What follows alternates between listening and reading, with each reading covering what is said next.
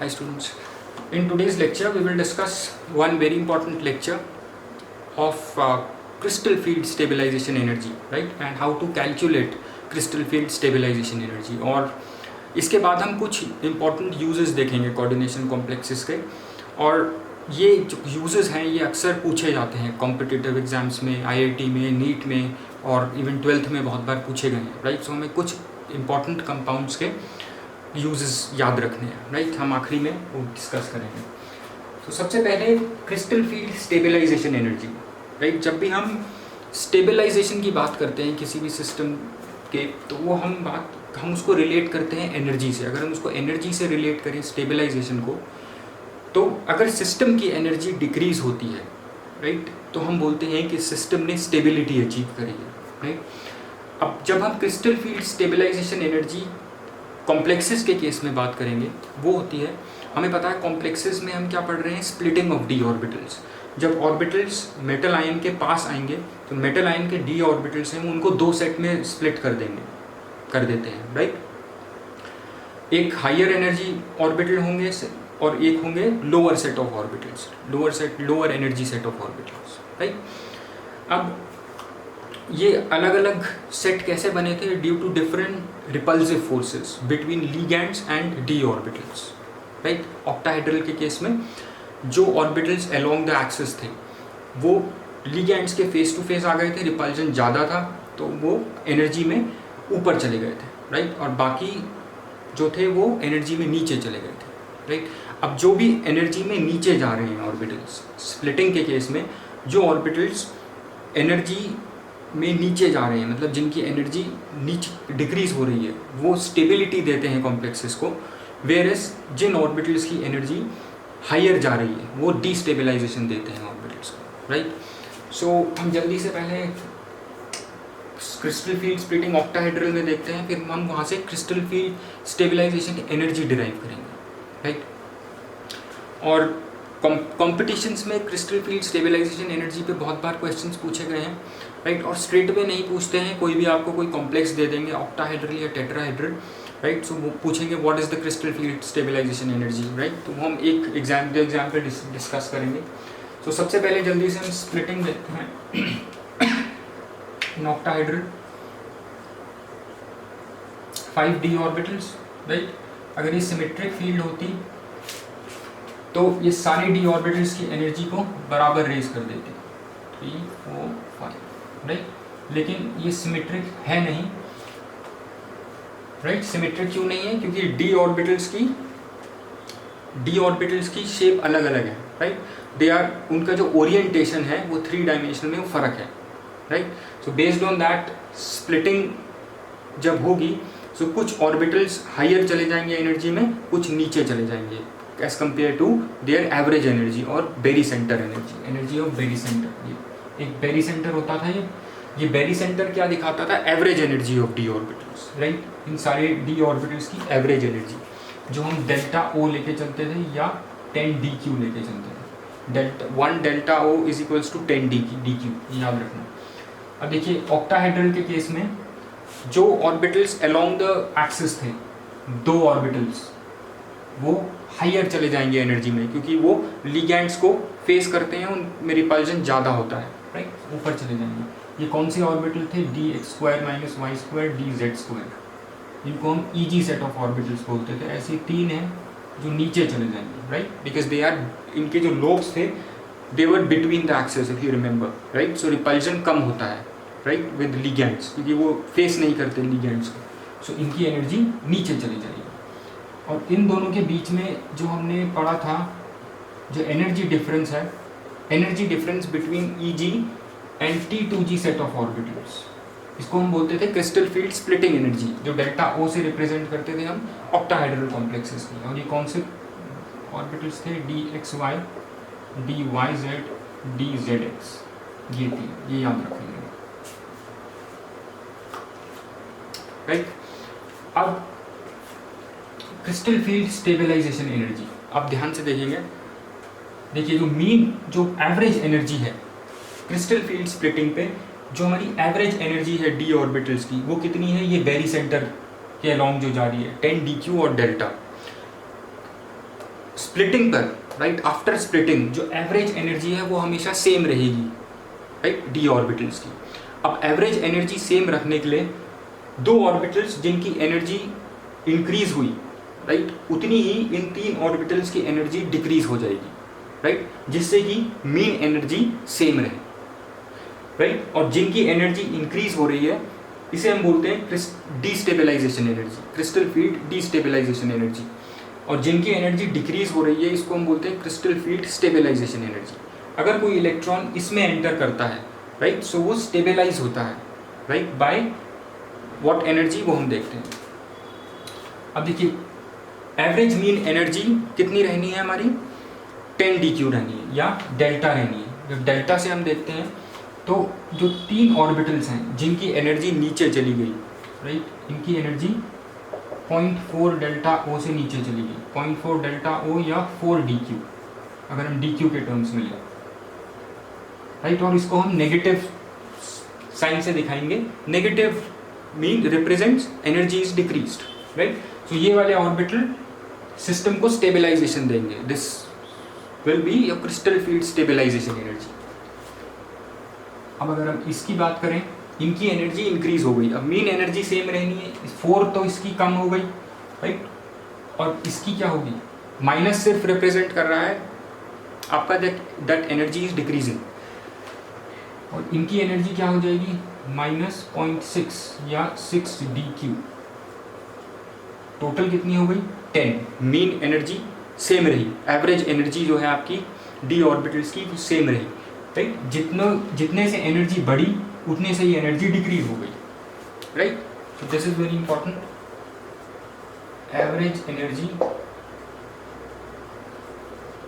Of D orbitals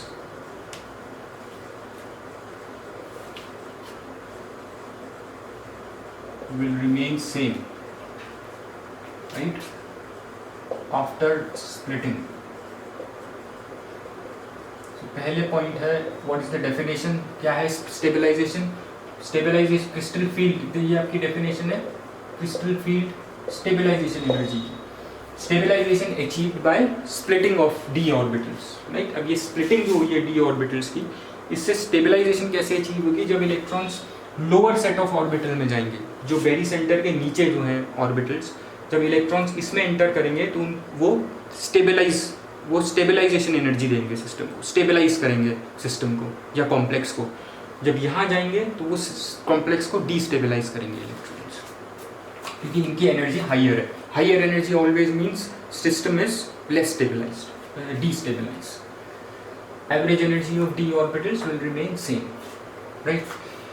अब देखिए जो क्रिस्टल फील्ड स्टेबलाइजेशन एनर्जी होगी, देखिए अब इसकी क्या हुई है, ये जो नीचे तीन ऑर्बिटल्स हैं, अब देखिए सेम कैसे रहती है ये। अब ये तीन ऑर्बिटल्स हैं, एक ऑर्बिटल की एनर्जी 0.4 से डिक्रीज हुई, राइट। सो कितने हैं, तीन ऑर्बिटल, 0.4 इंटू 3, ये हो गया आपका 1.2 डेल्टा ओ, राइट। इसी तरह से जितनी एनर्जी डिक्रीज हुई उतनी एनर्जी इंक्रीज होगी, राइट। अब देखिए इनकी हमने ली कि 6 DQ या 0.6 से इंक्रीज हुई, 0.6 नॉट -0.6, राइट। सो 0.6 इंटू कितने ऑर्बिटल्स हैं, दो ऑर्बिटल, एक ऑर्बिटल की एनर्जी 0.6 से इंक्रीज हुई, तो दो की कितनी से इंक्रीज होगी, 0.6 into 2 which is 1.2 delta O. I hope this is clear. इसकी इतने से डिक्रीज हो गई तीन ऑर्बिटल्स की, उतने से ही इन दो ऑर्बिटल्स की इंक्रीज हो गई, right. So average energy same रही डी ऑर्बिटल्स की। So for octahedral complexes crystal field stabilization energy का फॉर्मूला जो होगा वो होगा -4, राइट। एक इलेक्ट्रॉन जब एक सेट ऑफ ऑर्बिटल में आता है T2G के, तो वो सिस्टम की एनर्जी रिड्यूस करता है, राइट, स्टेबलाइज करता है सिस्टम को बाई 0.4, राइट। अगर x इलेक्ट्रॉन्स आते हैं, इसमें टोटल इलेक्ट्रॉन 6 हो सकते हैं तीन ऑर्बिटल्स में, राइट। एक ऑर्बिटल में 2 इलेक्ट्रॉन हो सकते हैं। सो कितने इलेक्ट्रॉन्स इसमें एंटर कर रहे हैं, based on that energy system की स्टेबलाइज होगी, राइट। 1 से 0.4 होगी, सो अगर x है number of electrons 0.4 into x, right. और कुछ इलेक्ट्रॉन्स अगर इसमें जाएंगे, ऊपर वाले ऑर्बिटल्स में जाएंगे, वो एनर्जी इंक्रीज करते हैं, इसलिए +0.6 एक इलेक्ट्रॉन की एनर्जी जब एक ऑर्बिटल में जाएगा तो 0.6 से इंक्रीज हो जाएगी, राइट। टोटल 4 इलेक्ट्रॉन जा सकते हैं, right. So for any number of Y electrons 0.6 into y. This is the formula for crystal field stabilization energy for octahedral complexes, right. अब आपको देखने हैं, अब आपको यहाँ तक पहुँचना है। आपको ये पता होना चाहिए कि जो आपका कॉम्प्लेक्स है, राइट, इसको कैलकुलेट करना कैसे करते हैं। आपको ये पता होना चाहिए कि आपका कॉम्प्लेक्स D1 है, D2 है, D3 है, D4 है, D5 है, राइट। सो उससे हम देख लेंगे कि कितने इलेक्ट्रॉन्स हैं, right, in set of orbitals में और इन सेट ऑफ ऑर्बिटल्स में। So based on that x और वाई की क्या वैल्यू है, क्रिस्टल फील्ड स्टेबलाइजेशन एनर्जी निकाल लेंगे, राइट। एग्जाम्पल देख लेते हैं, जैसे अगर आपका D1 सिस्टम है, सो इलेक्ट्रॉन पहले, राइट, स्टेबल ऑर्बिटल्स में जाता है, T2g ऑर्बिटल्स में जाएगा, राइट। सो इसमें चला जाएगा ये इलेक्ट्रॉन, D1 है, इसमें पहले चला जाएगा, राइट। सो CFSE क्या होगी इसकी, राइट, -0.4 into 1 एक इलेक्ट्रॉन है, प्लस 0.6 into y कितना है 0, एक भी इलेक्ट्रॉन नहीं है हायर ऑर्बिटल्स तो 0, ये हो गए -0.4 डेल्टा O, राइट। इसी तरीके से अगर आप D2 कॉम्प्लेक्स लेंगे, या D3 कॉम्प्लेक्स लेते हैं अगर हम, तो उसमें होगा हायर ऑर्बिटल ये है और नीचे है आपके 3 ऑर्बिटल, राइट। सो इलेक्ट्रॉन्स कैसे डिस्ट्रीब्यूट होंगे, पहले लोअर सेट ऑफ ऑर्बिटल में जाएंगे, T2g में 1 2 3। CFSE क्या होगी इसकी, CFSE होगी 0.4, जो लोअर सेट ऑफ ऑर्बिटल में जिनकी एनर्जी बेरी सेंटर के नीचे डिक्रीज हो गई थी, -0.4 into 3 प्लस 0.6 into y में कितने, y नंबर ऑफ इलेक्ट्रॉन 0, ये हो गया -1.2।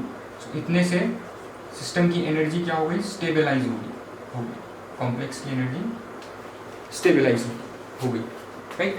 This is the simple way. आपको ये देखना है जो भी आपको कॉम्प्लेक्स दिया जाएगा वो D1 कॉम्प्लेक्स है, D2 है, D3 है, क्या है, राइट। बेस्ड ऑन दैट आप ये कैलकुलेट करेंगे, राइट, एक्स और वाई की वैल्यू, और उसको इस फॉर्मूले में रख देंगे in case of octahedral complexes.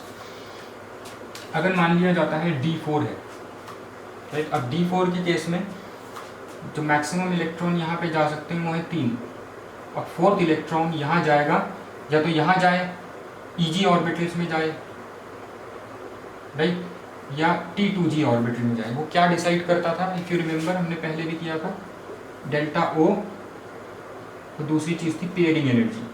अगर डेल्टा O लेस होता था पेयरिंग एनर्जी से, राइट, अगर पेयरिंग एनर्जी से डेल्टा O कम है तो ये जो इलेक्ट्रॉन है, फोर्थ इलेक्ट्रॉन जो है वो यहाँ चला जाएगा, राइट। अगर delta O is greater than pairing energy, अब डेल्टा O, अब ये जो वैल्यू बहुत ज़्यादा है, पेयरिंग एनर्जी क्या होती है, पेयरिंग एनर्जी होती है कितनी एनर्जी हमें चाहिए इलेक्ट्रॉन को यहाँ पे पेयर अप करने में, राइट, क्योंकि जब पेयर अप करोगे इलेक्ट्रॉन, दो इलेक्ट्रॉन के बीच में रिपल्जन होता है, राइट। सो यहाँ पे कुछ एनर्जी चाहिए होगी उस इलेक्ट्रॉन को इस ऑर्बिटल में मेंटेन करने के लिए, खुद को मेंटेन करने के लिए, राइट। अब अगर वो एनर्जी इससे कम है, राइट, पेयरिंग एनर्जी अगर इससे कम है तो वो इस जंप करके अपर ऑर्बिटल में नहीं जा सकेगा, वो यहीं रहेगा। लेकिन अगर पेयरिंग एनर्जी बहुत ज़्यादा है, यहाँ पे हमें बहुत ज़्यादा एनर्जी चाहिए उसको मेंटेन करने के लिए, तो वो जंप करके यहाँ पे चला जाएगा, क्योंकि यहाँ पे वो स्टेबलाइज होगा, यहाँ पे रिपल्सिव फोर्सेस नहीं है, राइट। सो जब ये वाला केस होगा तब क्या होगा, इलेक्ट्रॉन जो है यहीं पे, जब डेल्टा O ज़्यादा है, राइट, जब delta O is less, right, जब ये जो क्रिस्टल फील्ड स्प्लिटिंग एनर्जी है जब वो कम है पेयरिंग एनर्जी से, तो इलेक्ट्रॉन ऊपर चले जाएगा, ये T2g 3Eg1। अब अगर क्रिस्टल फील्ड स्प्लिटिंग एनर्जी बहुत ज़्यादा है पेयरिंग एनर्जी से, राइट, तो क्या होगा, T2g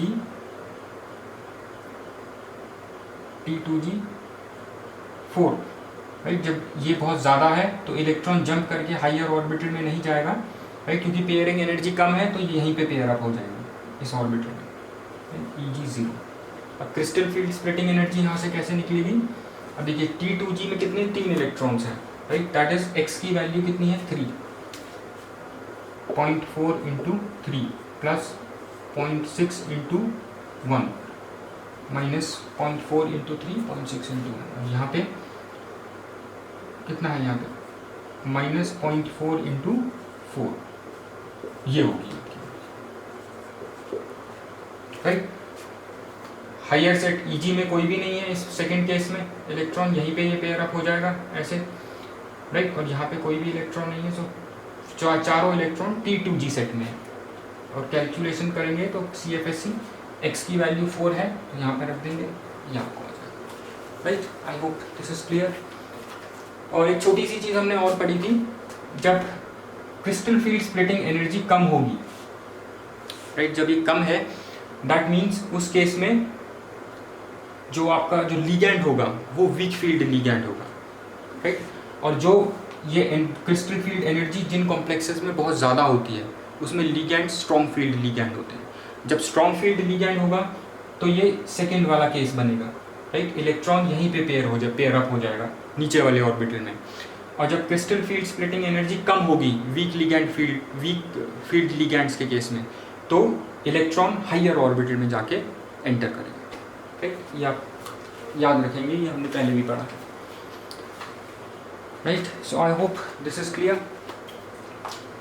सो क्रिस्टल फील्ड स्टेबलाइजेशन एनर्जी क्या है, जब भी electron lower set of orbital में आएगा, एक electron when one electron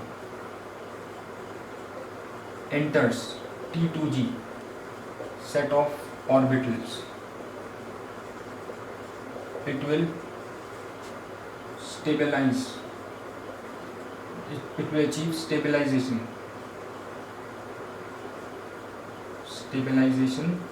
by 0.4 delta O right. तो अगर 4 इलेक्ट्रॉन एंटर करेंगे तो 0.4 इंटू 4, 2 करेंगे तो 0.4 इंटू 2 राइट। ऐसे ही अगर एक इलेक्ट्रॉन, तो यहाँ से हमें स्टेबलाइजेशन मिलती है राइट, क्रिस्टल फील्ड स्टेबलाइजेशन, जब electron lower set of orbital में एंटर करेगा। जब हायर सेट ऑफ ऑर्बिटल में जाएगा तो 0.6 इंटू वाई राइट। अगर एक इलेक्ट्रॉन जा रहा है तो y की वैल्यू 1, इतनी एनर्जी से by this much of energy, this is your crystal field destabilization energy. क्योंकि जब इलेक्ट्रॉन हायर एनर्जी में ऑर्बिटल, हायर एनर्जी ऑर्बिटल में जाएगा, हायर एनर्जी मींस डीस्टेबलाइजेशन, तो यहाँ पे जब इलेक्ट्रॉन जाएगा it would be crystal field destabilization energy right. अब ये तो था ऑक्टाहेड्रल का केस राइट। अब अगर हम टेट्राहेड्रल का केस लेते हैं, टेट्राहेड्रल में एग्जैक्टली ऑपोजिट होता था राइट। यहाँ पे हम फॉर्मूला देखेंगे, बाकी एक्स वाई की वैल्यू वैसे ही जैसे करते थे वैसे ही रहेगा सब कुछ।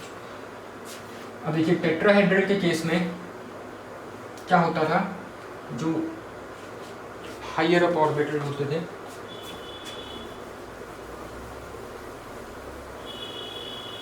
इसमें एक डिफरेंस होता था हमारा,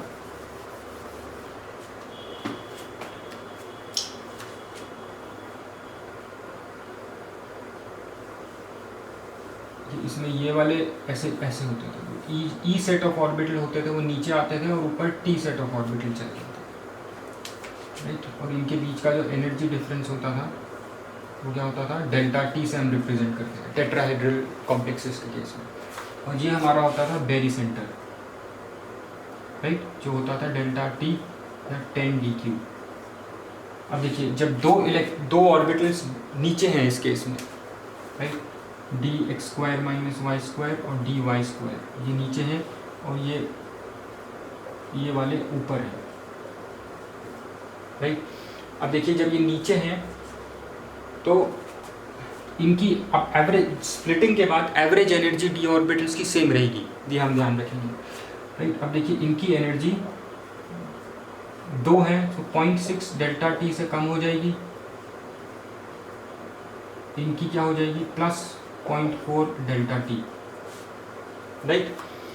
अब देखिए फॉर्मूला क्या बनेगा क्रिस्टल फील्ड स्टेबलाइजेशन एनर्जी का, कितने इलेक्ट्रॉन, अगर एक इलेक्ट्रॉन एंटर करता है टेट्राहेड्रल के केस में लोअर सेट ऑफ ऑर्बिटल्स में, तो ये सिस्टम को स्टेबलाइज करेगा एक electron by 0.6 delta t right. अब अगर कितने इलेक्ट्रॉन, एक्स इलेक्ट्रॉन्स इंटर करते हैं इन ऑर्बिटल में, सुनिए प्लस अगर कोई electron upper set of orbital में आता है टेट्राहेड्रल कॉम्प्लेक्सेस के केस में, एक इलेक्ट्रॉन सिस्टम को डीस्टेबलाइज करेगा। क्रिस्टल फील्ड डीस्टेबलाइजेशन एनर्जी हम बोलेंगे। एक इलेक्ट्रॉन डीस्टेबलाइज करेगा सिस्टम को by 0.4 delta t, right. So higher energy है, सो +4 लेंगे delta +4 y is the number of electrons entering these energy higher energy orbitals and destabilizing the system. ये formula है। अब इसमें भी आपको यही पता होना चाहिए सिस्टम आपका D4 है, D3 है, D5 है। Based on that X Y की वैल्यू निकालिए और आपको स्टेबलाइजेशन एनर्जी मिल जाएगी। अब देखिए क्वेश्चन स्ट्रेट फॉरवर्ड नहीं पूछा जाता है। एक IIT 2019 में जैसे एक क्वेश्चन पूछा गया था कि crystal field stabilization energy FeH2O6 Cl2 की कितनी है, इसकी क्रिस्टल फील्ड स्टेबलाइजेशन एनर्जी कितनी है। अब देखिए आप यहाँ से क्या क्या चीज़ें या देख सकते हैं। कोऑर्डिनेशन नंबर 6 है, 6 लिगैंड्स हैं। जब 6 लिगैंड्स होते हैं, राइट, तो उस केस में कॉम्प्लेक्स कौन सा होता है, ऑक्टाहेड्रल कॉम्प्लेक्स।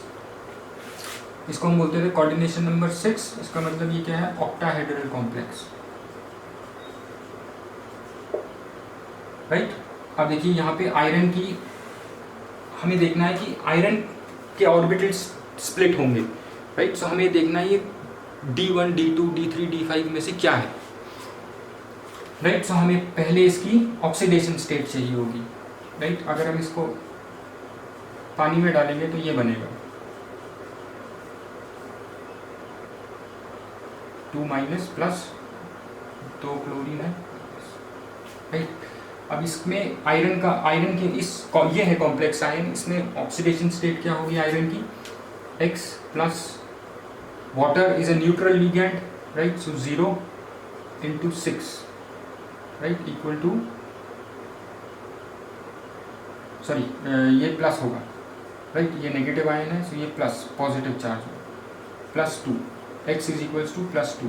सो आयरन जो है यहाँ पे फेरस स्टेट में, राइट, इस स्टेट में +2 आयरन की जो ऑक्सीडेशन स्टेट है वो +2 है। वो ऐसे हम सिंपल तरीके से निकाल लेंगे, हमने पहले भी शुरू के लेक्चर्स में देखा है सब, राइट। अब देखिए आयरन की जो इलेक्ट्रॉनिक कॉन्फ़िगरेशन होती है वो क्या होती है, 1s2 2s2 2p6 3s2 3p6 3d6 4s2, यही होती है, राइट।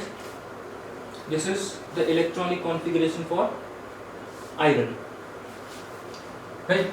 और Fe2+, अब इस कॉम्प्लेक्स की जब हम बात करें, आयरन +2 ऑक्सीडेशन स्टेट में, +2 मतलब 2 इलेक्ट्रॉन लूज कर रहे हैं आयरन में। अब ये वाले 2 इलेक्ट्रॉन आउटर मोस्ट लूज करेगा, सो 3d6 सिस्टम में ही है, राइट। सो Fe+2 1s2 2s2 2p6 3s2 3p6 3d6, right. ये 3d6 सिस्टम है, ठीक है। अब देखिए 1 2 3 4, सॉरी 3 ऑक्टाहेड्रल है तो ऐसे होगा, राइट। 3 नीचे ऑर्बिटल, 2 ऊपर, राइट। अब एक और चीज़ देखिए, ये वाटर है, ये एक वीक फील्ड लिगैंड है, राइट। जब ये वीक फील्ड लिगैंड है, देखिए जब ये है ऑक्टाहेड्रल कैसा होता है, ऐसा, राइट, ये डेल्टा O। अब हमने देखा वाटर एक वीक फील्ड लिगैंड है, दैट मीन्स पेयरिंग एनर्जी से कैसे रिलेट करेंगे हम इसको, उस केस में होगा delta O is very much less than pairing energy, right. ये भी डेल्टा O कम है पेयरिंग एनर्जी से, मतलब पेयरिंग एनर्जी ज़्यादा है। यहाँ पे जो इस इलेक्ट्रॉन को रखने के लिए, पहले तो हम देखते हैं इसकी कॉन्फ़िगरेशन क्या होगी, 1 2 3, राइट। अब देखिए जो 3, अब बाकी के 3 इलेक्ट्रॉन यहाँ पे भी पेयर अप हो सकते हैं और वो यहाँ पे भी जा सकते हैं 2 इलेक्ट्रॉन्स, राइट। अब क्या होगा, क्योंकि ये वीक फील्ड लिगैंड है, सो ये वाला केस बनेगा, delta O would be less than P। जब delta O would be less than P, ये केस है वीक फील्ड लिगैंड। ये सब चीज़ें आपको खुद एनालाइज करनी पड़ेंगी कॉम्प्लेक्स देख के, वीक फील्ड लिगैंड, राइट।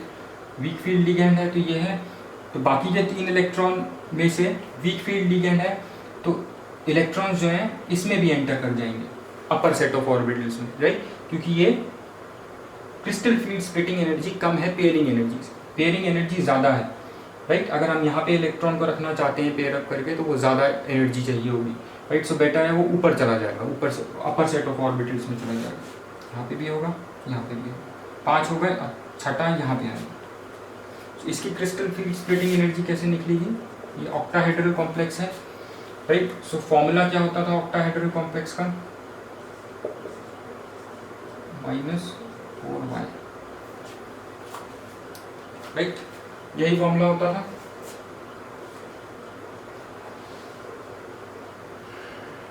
हमने पहले देखा था फॉर्मूला डिराइव करते हुए, राइट। अब देखिए जो नीचे जो ऑर्बिटल्स हैं,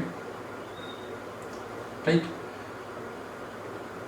ये जो ऑर्बिटल्स हैं इनकी एनर्जी कम हो गई थी, राइट, दैट मीन्स माइनस में थी उनकी एनर्जी, और उनमें कितने इलेक्ट्रॉन्स थे वो y की वैल्यू थी, राइट। और 0.6 जो एनर्जी थी वो ऑक्टाहेड्रल के केस में 2 ऑर्बिटल ऊपर चले गए थे ऊपर वाले सेट पे, राइट। सो उनकी एनर्जी 0.6 से बढ़ गई थी, राइट। सो x क्या थे, number of electrons in upper set of orbital. So ये ऐसा होगा 4 × 4, 1.2 - 1.6, 0.8, right.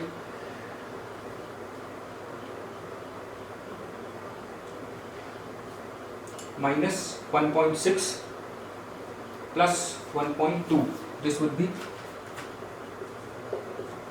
0.4 delta O. This is your crystal field stabilization energy of this complex, right? I hope this is clear, right? So crystal field stabilization energy क्या होती है, जब electrons, right, lower set of orbitals में जाएंगे, right, then उनकी energy stabilise होगी, complex की energy वो स्टेबलाइज करेंगे, राइट। और ये लोअर सेट ऑफ ऑर्बिटल्स हमें कैसे मिले थे, by splitting of D orbitals. So splitting of D orbital से जो हमें स्टेबलाइजेशन एनर्जी मिलती है, that is your crystal field stabilization energy. यही डेफिनेशन थी, stabilization achieve by splitting of D orbitals. क्योंकि जब डी ऑर्बिटल स्प्लिट होते हैं, ऑक्टाहेड्रल के केस में 3 ऑर्बिटल्स नीचे चले जाएंगे, उनकी एनर्जी कम होगी, जो भी इलेक्ट्रॉन नीचे वाले ऑर्बिटल्स में जाएगा उनकी वो एनर्जी वो सिस्टम को स्टेबलाइज करेगा, एनर्जी कम है क्योंकि। टेट्राहेड्रल के केस में 2 ऑर्बिटल्स बेरी सेंटर के नीचे आ गए थे, राइट। सो जो भी इलेक्ट्रॉन इनमें जाएगा, इन set of lower set of orbitals में जाएगा, ये कॉम्प्लेक्स को स्टेबलाइज करेगा। जब कॉम्प्लेक्स को स्टेबलाइज करेगा, जो एनर्जी मतलब डिक्रीज हो रही है, राइट, लोअर लेस एनर्जी जिन ऑर्बिटल्स की कम एनर्जी है उनमें जब इलेक्ट्रॉन्स जाएंगे तो आपका कॉम्प्लेक्स स्टेबलाइज होगा, राइट। और ये फॉर्मूला आपका ये होगा। I hope all this is clear. अब जल्दी से यूजेस देखते हैं, यूजेस कुछ कॉम्प्लेक्स कंपाउंड्स के, राइट। यूजेस में सबसे पहले एक क्वेश्चन पूछा गया था एग्जाम में कि कैंसर में कौन सा, ट्यूमर में, कैंसर में कौन सा कोऑर्डिनेशन कॉम्प्लेक्स यूज होता है। एक कोऑर्डिनेशन कॉम्प्लेक्स है सिस्प्लैटिन, राइट, ऐसा कुछ होता है वो, आप अपने बुक में स्ट्रक्चर देखना। सिस्प्लैटिन, सिस आइसोमर होता है, याद रखना, right, which is used in cancer treatment, right. एक दूसरा इंपॉर्टेंट कोऑर्डिनेशन कॉम्प्लेक्स होता है EDTA, हमने पढ़ा था, EDTA, एथिलीडीन डायमीन टेट्रामीन। ये लेड पॉइजनिंग में यूज होता है, लेड पॉइजनिंग को ट्रीट करने के काम आता है, राइट। अगर लेड पॉइजनिंग हो गई किसी को तो उसको कोई एथिलीडीन डायमीन टेट्रामीन का कंपाउंड दे देंगे, लेड इसके साथ एथिलीडीन डायमीन से कॉम्प्लेक्स बना करके यूरिन में एक्सक्रीट हो जाता है। सो इस तरीके से आपका लेड बॉडी से बाहर आ जाता है, राइट। तीसरा बहुत इंपॉर्टेंट पॉइंट है, कुछ नेचुरल ऑर्गेनिक कंपाउंड्स हैं, जैसे कुछ नेचुरल प्रोडक्ट्स में या हमें कोऑर्डिनेशन कॉम्प्लेक्सेस मिलते हैं, जैसे हीमोग्लोबिन है, हीमोग्लोबिन में आयरन का कोऑर्डिनेशन कॉम्प्लेक्स होता है, राइट। फोटोसिंथेसिस में क्लोरोफिल यूज होता है।